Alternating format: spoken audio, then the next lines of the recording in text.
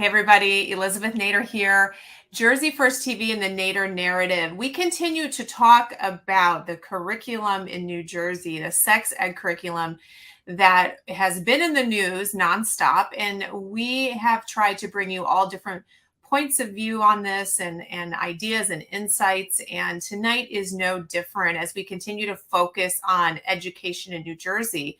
I wanted to bring you a Board of Education member who has firsthand watched how his board has dealt with this issue and has some insight that you may have not heard before, but certainly will give you an idea of what it's like to be on the other side of the table and be part of a Board of Education that needs to address this curriculum. So welcome to the show, Rob Benacchio. How are you tonight? I'm doing all right. How about yourself? I'm great. I'm glad that you're here. You are speaking on behalf of yourself, of course, but you are a member of the Westfield Board of Education. Tell us a little bit about yourself and your service on that board. Sure. So that's correct. So anytime you speak with a Board of Education member about issues like this, they will be, or it should be at least, from their personal opinion. Right. We have ethics rules and guidelines that require us to speak if we're discussing issues like this on our own behalf as opposed to on behalf of the board. So for myself, I am in the midst of my first year of service on the board, first term. I have been in our town, Westfield, for well over a dozen years now. I have 3 kids in our Westfield school system. Obviously, that's one of the driving force for me to have run for the board. I coach a group of kids in town. I'm a basketball, soccer, softball coach. I'm sure I'm forgetting others, and have just tried to stay very active because, look, this is our town, and the most important investments we have are our children and our homes, and our schools affect both of those things, incredibly. So yeah. I decided to run a year ago because I was seeing some of the things that were going on with the board, and I wanted to make sure I was part of that decision making. So you're there, which is great. And we know this is one of the hottest issues, really ever since COVID, right? Because even before we learned about what the state board passed in June of 2020, we were dealing with the shutdowns and the remote learning and the mandates and all the things that, we were navigating through. And that's where Board of Education kind of came to light again, and parents started getting involved and showing up. And so now fast forward to this summer with the sex education standards that you're facing as a board. I want you to talk about your reaction as an individual when you first learned kind of the detail of what you were facing in terms of this curriculum, and how you reacted first as a parent and then as a board member. Well, so we were looking at this curriculum actually from even before this summer, when the state standards came to light. They were implemented or put in a couple of years ago, but this was the year that the districts had to start actually putting the curriculum together that would implement those standards. And, I'll tell you, I probably shared a lot of the same concerns as most parents, because what we were hearing about, was the standards, yes, but the things that were drawing the most attention for folks were the resources that the state was putting out as the means by which districts could consider implementing those standards. Now, the thing to remember, and I think parents are seeing this probably across the state, are that while the state may have a set of standards, it's the districts that do implement them. So the best place to either make change or have your voice heard about what is going on in your district and find out about what is going on in your district is to talk to board members and teachers themselves. So again, my first reaction was, I know what I'm hearing, and I know what's coming out across the state as what some of these potential resources are. Well, now it's time to see exactly what the folks who are in charge of curriculum in our district are planning to do with them. How are they going to take these standards and implement them? And again, we started that process actually well into probably February or March, as we were in the middle of our budget process. Sure. So it was a concern for sure. I pressed to be on our curriculum committee to see if I could really get some firsthand knowledge of that, and just did a lot of listening frankly about how this works from a district perspective, as well as what parents were concerned about.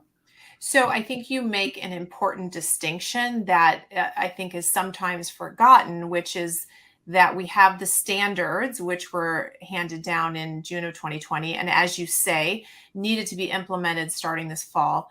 But we then have the resources to fulfill those standards. And yet another item that you've said before to me is we then have the teachers who are using those resources. So I want you to just camp there for a moment, because this is really the unique difference between the different boards and how they implement, what resources are used to implement the standards, but also you have the teacher in a given classroom deciding to use those resources in the way he or she deems appropriate. So where in those three categories are the pitfalls? Because this isn't just as simple as here are the standards, you either like them or you don't. This is actually a multi-pronged process you have to go through. That's absolutely right. So I'll start with the standards themselves. The standards themselves are relatively general, and to be very honest, when you read them, there's not a whole lot in them that you say that you get overly concerned about. I'd say 85% of these standards are dealing with things that parents are probably used to from when they were in schools, and then are adding things in that issues that we're seeing nowadays: anti-bullying, cybersecurity, cyber safety, and stuff that we really should be teaching our kids about, street smarts, for lack of a better way of putting it. So those things, just by themselves and in concept, aren't that objectionable. But what the state does is it sets up general standards, and then it's the resources that you really have to watch, because the resources are the nods to, and again, speaking for myself, are the nods to some of the political favors, the issue-oriented things that some parents find objectionable and some do not. So the issue with those is you've got to see exactly what it is. How is it that your district is going to take standards that themselves are probably quite reasonable and turn those things that are reasonable into something that may be farther or may go well beyond what you would expect to see, right? It's one thing to teach a kid to respect differences in families, to respect their peers, which is absolutely unobjectionable. I couldn't think of anyone who would find that to be problematic. And if somebody does, then I think you got to look a little bit deeper within yourself. But there's a big step between teaching kids to respect each other and respect their friends, and then telling them what to think, how to be. And those are the things that caused, I think, the most consternation among the parents. Our district dealt with that exceptionally well. I mean, I have to compliment our curriculum superintendent and our superintendent for reading what the community wanted to see, and ensuring that the standards the way we implemented the standards was done in a way that was going to work with what our community was looking for. And that included, by the way, in some cases, especially for the younger grades, enumerating the specific resources and specific books that would be used. So that gives every parent transparency, gave the board transparency. This is what we're going to do. The teachers, as you said, the last part of that, the teachers are the ones who are ultimately teaching this stuff. So obviously, your school district can expect the teachers to go along with what the curriculum is. The fear is, what about those teachers who go beyond it? Well, that's where parents have to really pay attention. Schools do have opt-out policies, which we should probably talk about a little bit separately. But really communicating with your teacher and finding out exactly what's going on and how they're working with it is going to bring you probably more peace of mind than you think. I'm not saying there aren't those teachers out there that are going to take it, too far, but largely, I think most teachers were actually themselves a little concerned about what they were going to be asked to teach, as opposed to anything else.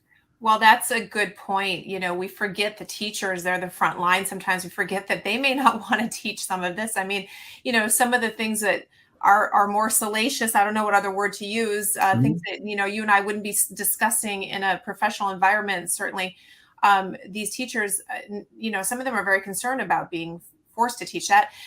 But then on the other side of it, you may have a teacher once in a while who chooses to use a resource that maybe hasn't been approved or perhaps is a little bit more objectionable. The question there, and we're going to talk about the opt-out in a minute, but the question there, I think, when it comes to actual classroom, has your board ever addressed having cameras in the classroom? Is this something where parents, transparency, where parents would have more transparency? Is that even reasonable? Or how do you, if you have a teacher who's deciding to do what they want to do, how they want to do it, how do you ensure transparency for the parents? The cameras in the classroom hasn't come up. I mean, we obviously we were using them as part of during COVID. Right. But I'll tell you, I don't we haven't really talked about that as a step. What we did is actually tailored our opt-out process to provide more transparency to parents that way. It wasn't just a blanket opt-out letter that said, okay, I want to learn this, I want to learn that. The curriculum supervisor and the teachers who were involved in it, who did really, I'm going to say it again, they did a really fantastic job expressing concerns. And even some of those teachers said, hey, look, I'm not teaching this stuff, right? Yeah, But we right. have to find the right way to get all the good stuff that's in those standards out. So what we ended up doing is having an opt-out process that has multi-layers to it. There was transparency with what the curriculum looked like, almost exactly when certain portions of the health curriculum will be taught, week 1 versus week 2 versus week 3. That was laid out for parents, and to the point where they could actually decide, what, my kid's going to go through this class from week 1 to week 4. They're going to skip week 5, and then they're going to move on and maybe skip 8 and 10. That's the options that were open to parents, to be that narrow. What we're finding actually is very few parents are opting out because of the curriculum that we set up that avoids many of the problematic things. We listened. That's how you start, right? When parents feel like you're listening, and you're not implementing some of these things that are objectionable, are more salacious. And on top of that, you're giving me full transparency and full view of the curriculum. And on top of that, are giving me a chance to speak very directly with the teachers about what their concerns might be. I think that's a pretty good formula that we have, and so far, from what I understand, again, very early on, it's worked quite well. We've had a couple of parents call in and call their teachers and say, well, what does this mean? They had a discussion and they figured out, all right, well, I'm perfectly fine with that as a parent. That's really the interaction you want. Well, I have to say, it sounds like Westfield has done a fabulous job of this and thought through all the steps.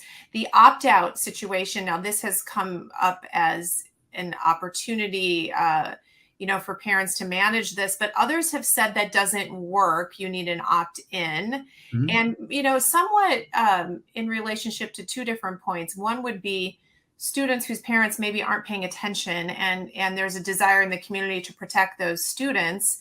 And as a secondary point, do you feel like you have siloed this curriculum enough that it isn't woven in places where you wouldn't expect it, so that an opt-out may not work? I mean, there's been that comment as well. So where do you stand with the opt-in versus the opt-out? I mean, look, I think I understand very much where that point's coming from. One of the concerns for opt out for me, on top of that, is, well, at what point, what do you do with the kids who decided they were going to opt out? Is it, are you teaching, and are they the only one, or maybe one of 2 or 3 that aren't doing this, and they have to stand up and walk out of the class? Are we promoting ostracizing in that sense? So, I mean, opt-out is what we have to deal with, and as a school board, that's you have to play by the rules you're given. Sometimes fortunately, sometimes unfortunately.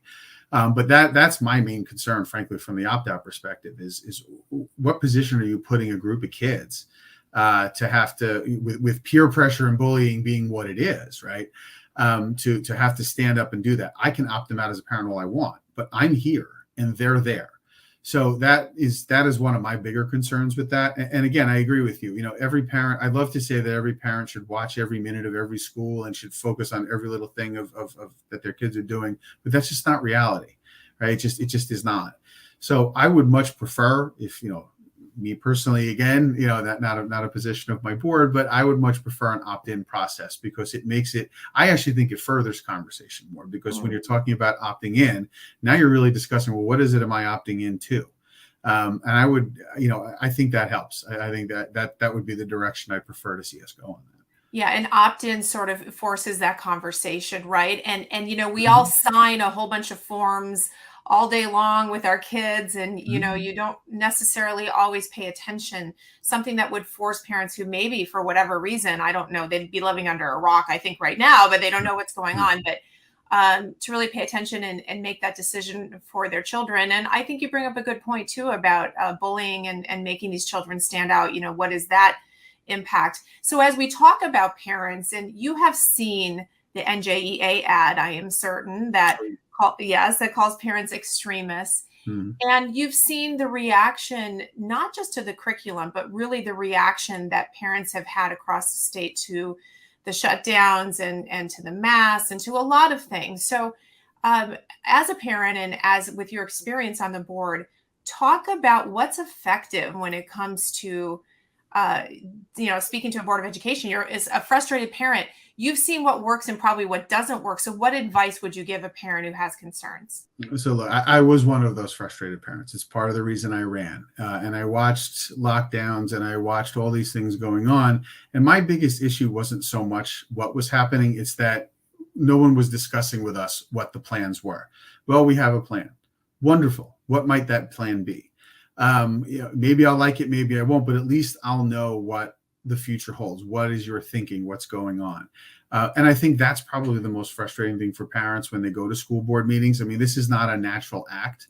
You don't naturally want to put yourself out there in front of a room of people and, and 9 folks staring at you and express some concerns, especially when many of those 9 folks you may be criticizing some of the things that those 9 folks have thought, was the best move for the community. I don't want to demonize folks in that regard either. This is not, I will tell you, I thought this was a lot easier than it was going to be, frankly. You look at budget things and the rest, and it's just, there are layers of this that folks don't understand, but it's our job as a school board to bring parents into that. So what I would suggest, if you're going to be before your school board, kind of read up a little bit on board meeting minutes, on board policies, come at this in a collaborative way, which unfortunately is not what you're getting back when you see ads like that. When you see ads like that, you're worse than anything out there. And that's utterly ridiculous, right? And what it does is it keeps parents who want to get involved, those folks who are on the fence saying, you know what, I'm going to take my chances from doing so. I reject ads like that utterly.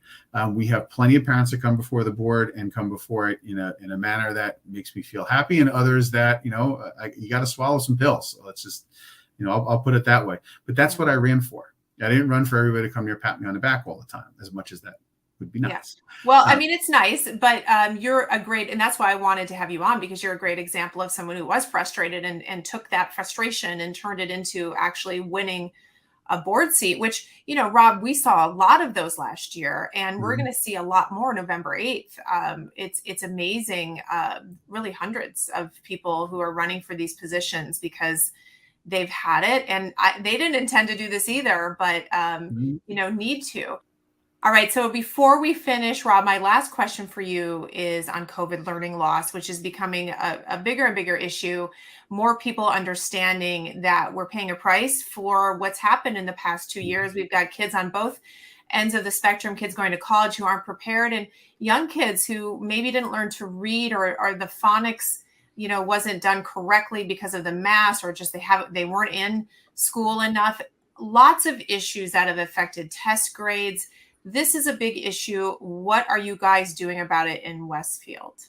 So we're seeing the same things that parents are everywhere, that the time out of school has not had a positive effect on kids' learning. And we're seeing it especially in grades where kids transition, moving from elementary to intermediate or middle school, for example.